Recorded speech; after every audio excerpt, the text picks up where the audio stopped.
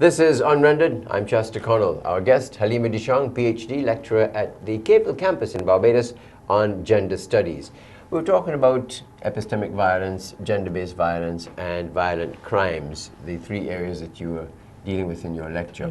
And the whole fact that epistemic violence, and epistemic, for those who may be just joining us, coming out of epistemology, the study of how we know what we know about ourselves, which leads to the issue also of identity. Yes. We were saying that epistemic violence or epistemic violence undergirds gender-based violence and violent crimes, and also the epistemology undergirds our identity, how we know who we are. I think of Bob Marley's song, Emancipate Yourself from Mental Slavery. He's referring to what you're talking about, the whole coloniality of that whole epistemology of just dumping all of this information that we were given, that we're savages, that we're inferior, that black people are what this, and so on and so on and so on. So how do we acquire our identity now? In 2014, how do we go about disabusing ourselves of this, debunking all this and myth, and becoming who we need to become? I think I said earlier, I'm not sure if it was captured, that I like to remember what Jackie Alexander says, that a part of, there's still this kind of post-plantation, post-colonial healing that needs to happen as part of the decolonization process.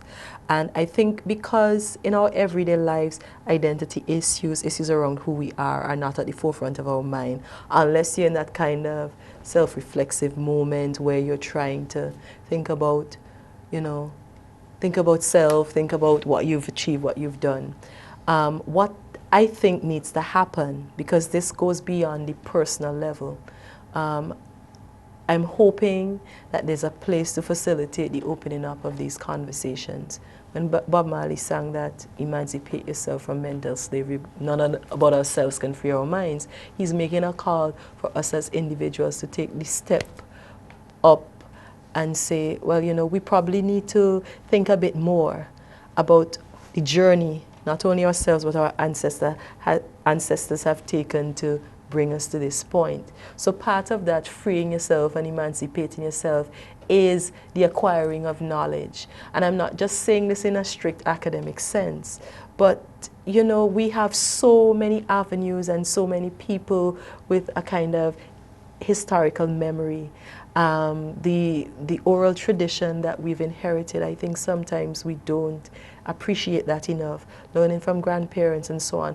Learning from your grandparents, some of great-grandparents, some of whom might have lived through the colonial period, parts of the colonial period into independence and so on. What was that experience like? And beyond that, actually trying to think about the effects, and this is where coloniality comes in.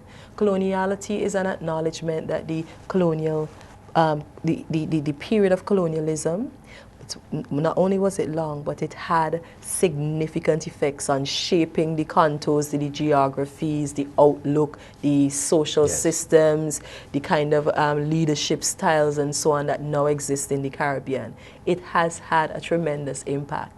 So independence was not necessarily going to, with the coming of independence, these things are not just going to disappear overnight, right?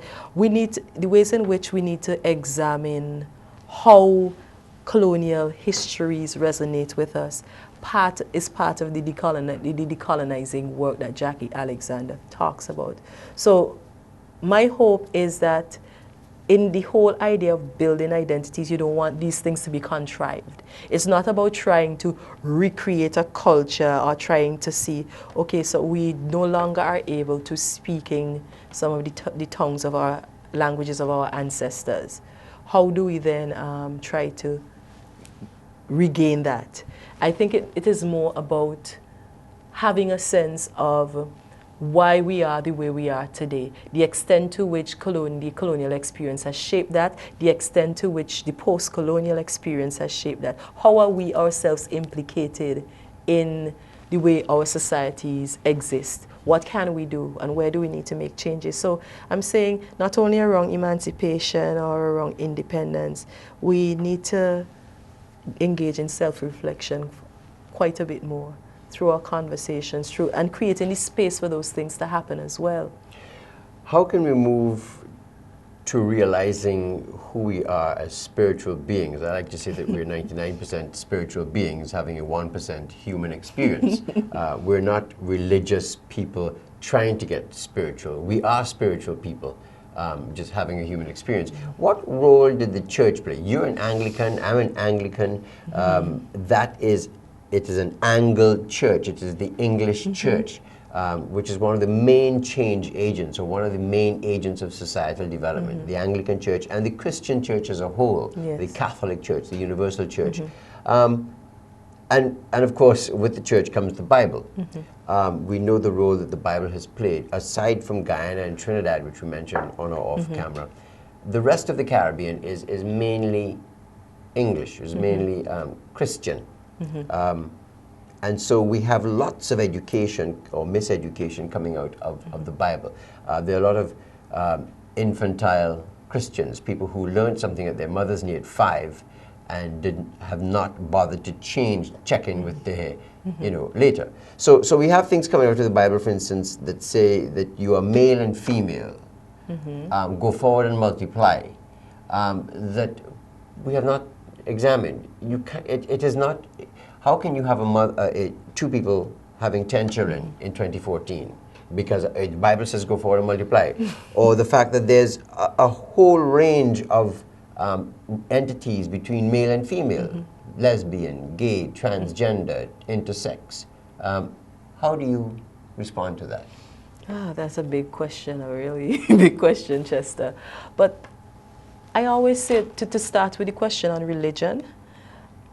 This is where I'm hoping that we could be more accommodating and open and more be able to celebrate difference.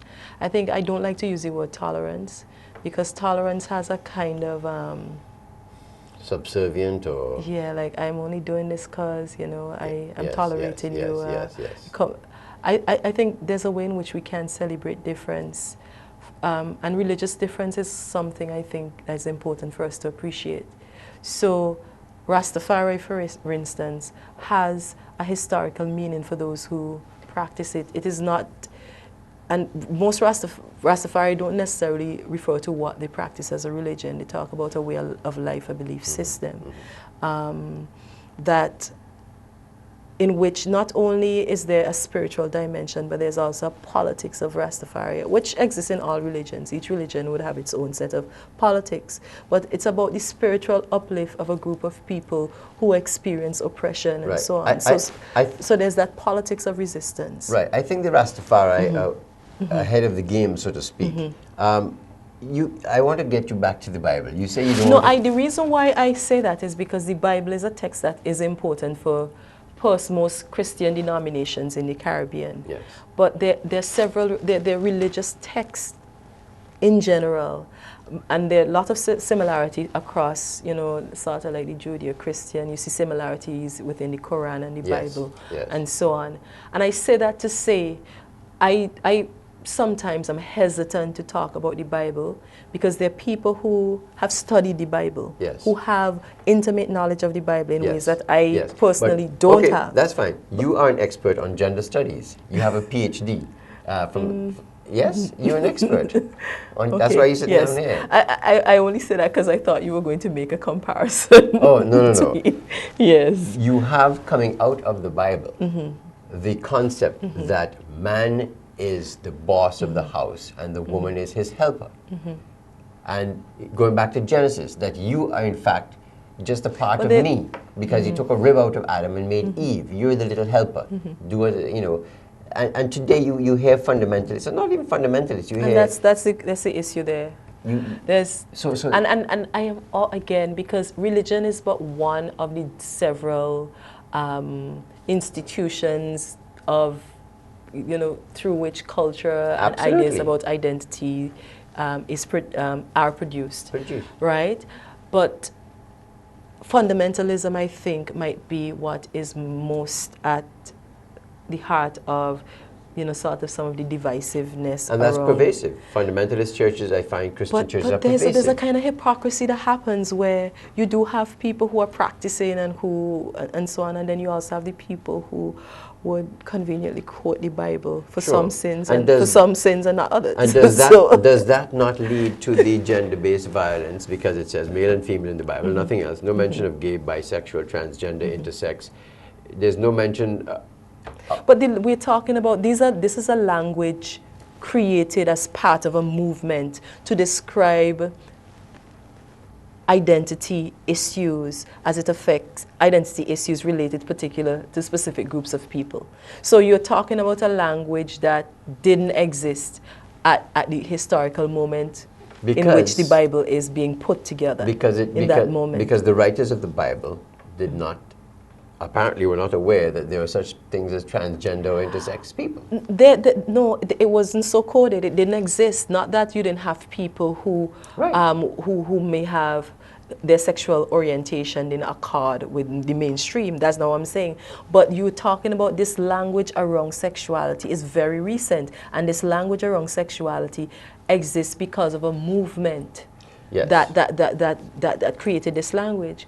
And within the Caribbean, we have our own set of languages, set of terms and words that we use to sort of describe, some of which have been inherited from other geographic spaces, and some of which persons use themselves from within the Caribbean. Some very derogatory, and I would not be using to describe anyone. Right. The other issues that we have to be careful, even though I know politically, persons may claim an LGBT identity. We have to be very careful about how we reduce an individual to the sex act, and that is what ends up happening in terms of some of the forms of prejudices, because we don't do that for persons who might be, taken for granted to be heterosexual. We don't think about them only in terms of the sex act or the persons they're partner to. We tend to see a fuller human being. Correct. However, with persons who might be perceived to be or identified as LGBT, we tend to be fixated on the sex act. Absolutely. Right? And we are talking about, and even when we do talk about the sex act, we forget that we are talking about consenting adults making adult decisions. So I would call for, and Sylvia Winter talks about this, the kind of limits we set on what it means to be human. And we don't see sometimes in some of the kind of hateful language and the violence, we are actually setting limits on people in terms of their humanity. So it would be great to be able to revisit, to think about how we might want to reassess ourselves, because a lot of the hatred that comes as it relates to persons identified as LGBT says a lot about the individual engaging in the acts of hate and violence. Yes, and there's a tremendous amount of ignorance that is, people just do not know. And precisely, there's a really nice documentary that The Guardian produced in the UK, where they talk about the recognition of the lack of knowledge, even in terms of the pronouns used to describe an individual and the sort of terminology. And there's nothing wrong with asking a question. Sure. Because for me, I know because I ask people questions. Yeah. And personally, I have learned much about the LGBT environment, society, by talking to people who are lesbian, gay, trans, asking them questions. Well, we can talk more with that when we continue in the next segment. Yes. This is Unrendered. We'll be right back with our guest Halimah DeShong in a few.